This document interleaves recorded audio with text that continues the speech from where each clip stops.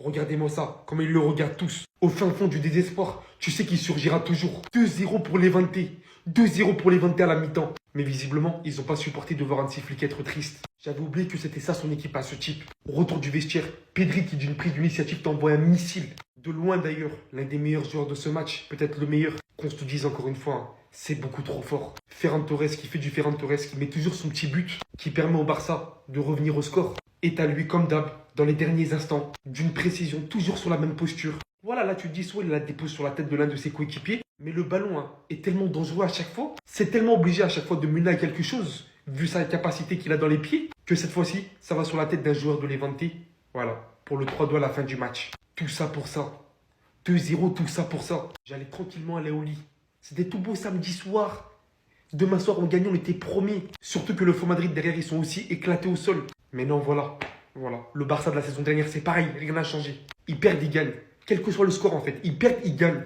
Dans 70 minutes, tout se passait bien dans ma vie. On le voyait pas sur le terrain. Tout se passait bien. Il se faisait bloquer. Manu Sanchez se chargeait de tout. Mais il a fallu que d'un demi-millième de seconde, les gars. Même pas un millième de seconde entier. Mais vraiment, il faut hacher pour qu'il se fasse éliminer. Pour qu'il se fasse laminer. Et après, l'entraîneur, il a fait changement. Et ce diable est apparu. Ce démon. Ce gars, en fait, il veut pas ma santé. Voilà, il veut que j'ai une crise cardiaque. Voilà. Pendant le reste du match, il a été dangereux. Il a été blessant. Même à la fin, il a été blessant. Il a fait un centre. Tellement que les joueurs, ils avaient peur. Il y a eu un CSC, la famille. Il y a eu un CSC. Ils étaient effrayés. Je vous jure qu'il fait pas un grand match. Mais voilà, il faut que tu vois les grands joueurs. C'est dans ça qu'ils excellent. Dans les petits moments, il faut qu'ils soient clutch.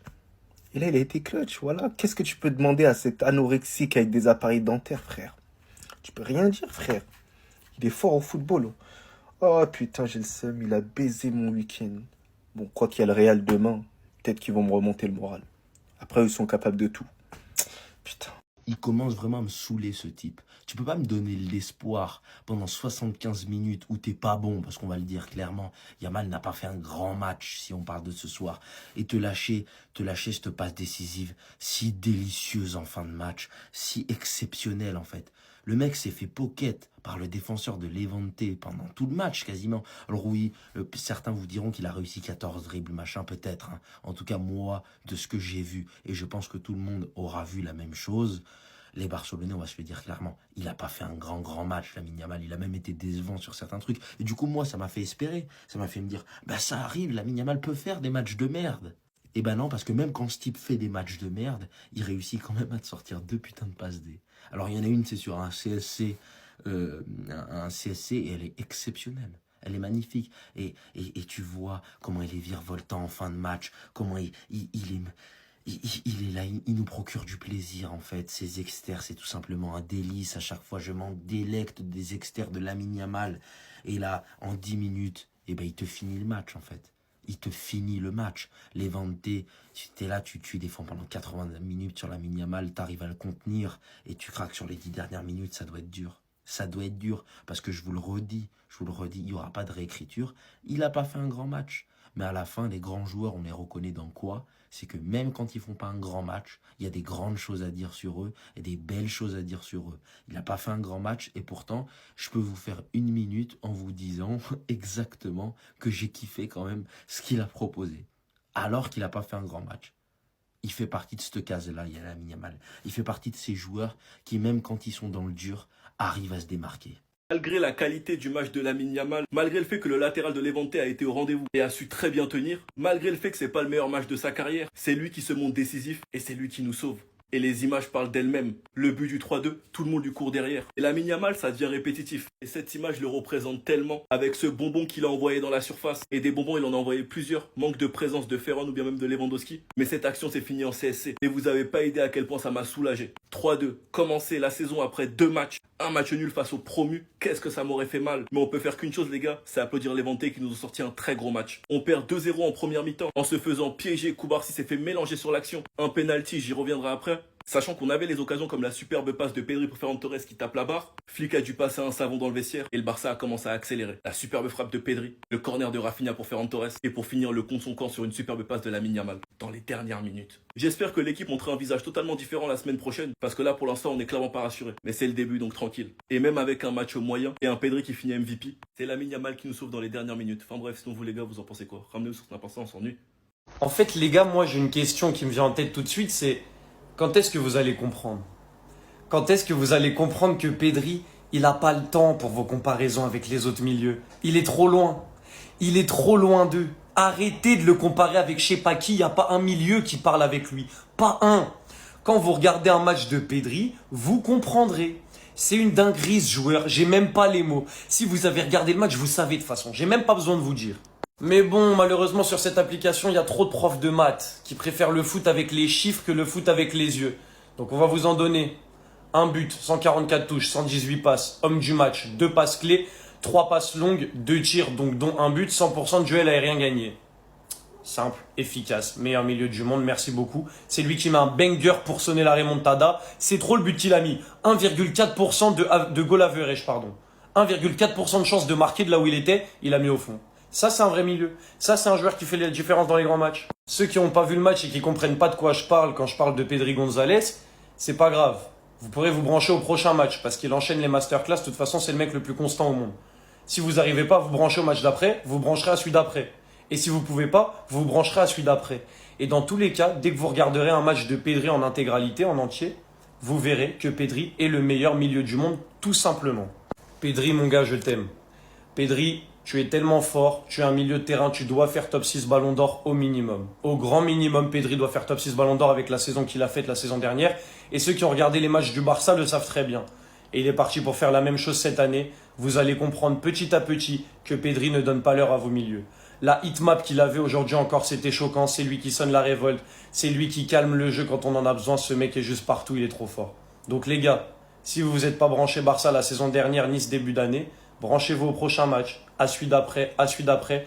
Et après, vous vous brancherez automatiquement parce que vous aurez envie de voir ce joueur-là jouer, ainsi que Lamine Yamal. Les gars, quand je dis que Pedri, il est en capacité de tout faire sur le terrain, il y en a certains qui me disent non, il sait pas frapper. C'est quoi ça? C'est quoi ça? Les gars, c'est quoi ça? Les gars, je vais devenir fou ou quoi, les gars? Si vous me voyez en train de complimenter un joueur du Barça, ce n'est pas pour rien. Il me casse les couilles. Faut qu'il se barre de ce club. Les gars, aujourd'hui, c'était le meilleur joueur. Il était extraordinaire. Il veut nous refaire la saison qu'il nous a fait l'année dernière, mais en mieux. Ses conduites de balle, j'arrive à rien comprendre. Tout le temps, il a le compte favorable. Tout le temps, il arrive à trouver la zone pour mettre en difficulté son adversaire. Il arrive à marquer maintenant des buts. Il arrive à faire des passes dangereuses. Ouais, non mais... J'allais faire des crises cardiaques, les gars. J'allais faire une crise cardiaque. Et il arrive même à défendre, les gars.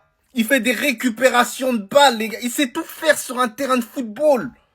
Il est tout frêle, il fait des récupérations de balles. En fait, moi, je vais vous expliquer. Entre Pedri et le ballon, il y a un lien d'âme. Voilà, il y a un lien d'âme. Entre le ballon et lui, on dirait ils ont Mougou tous les deux ensemble. Voilà, je n'ai rien à faire. C'est de la triche. C'est de la triche, les gars. C'est de la triche. Vitinha, Igraï, Bellingham, Igraï, Pedri. Les gars, je tiens à m'excuser sincèrement du plus profond de mon cœur pour avoir dit cette chose-là. Je suis désolé, j'étais pas dans mon état normal. Pedri est bel et bien le meilleur milieu de terrain du monde sans aucun concurrent. Voilà, comme ça, c'est dit. Je m'excuse. Les gars, ce mec, ce joueur-là, c'est trop. Lui aussi, il faut aller au stade pour le voir. C'est le maître du temps. Quand il a le ballon, tout ça, t'as l'impression que tout s'arrête. Tellement c'est facile pour lui. Tout ce qu'il fait, il le fait bien comme si le monde était arrêté. Et genre, il calcule, ça c'est bon, ça c'est pas bon. Il fait toujours le bon choix.